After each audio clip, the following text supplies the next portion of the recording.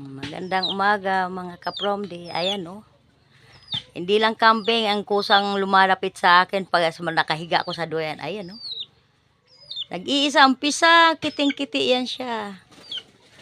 Talagang dito yan siya sa akin. Ultimo pagtulog katabi ko yan sa taas. Gabi-gabi, maghapon, pag oras nakita ako kung saan ako, nakabuntot siya sa akin. Ayan. Ang mahiwagang kiti ko. Sige yan siya, tuka-tuka sa akin. Yan siya hindi yan hihiwalay sa akin. Hihiwalay lang yan pag nanginginain.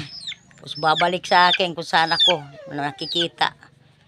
Akit sa balikat ko. Doon ako nakahiga sa taas. Doon din siya. Sige yan siya, tong-tong sa akin.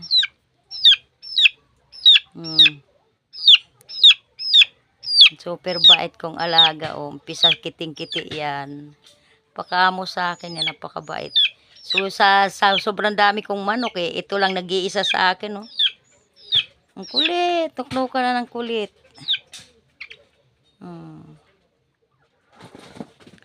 Aakyat niya sa akin. Yan ang mahiwagang kiti ko. Umpisa kiting-kiti pa lang yan.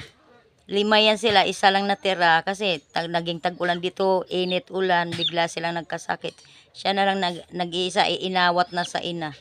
Ako ang ginawa na ng ina nito Hindi humihiwalay knock knock knock knock. Sobrang bait yan kahiga yan siya sa akin lagi. Aalis lang yan pag nanginginain. Babalik sa akin. Ang cute, tuwan-tuwa ako. Kahiga lang siya sa akin lagi. Yan lang muna.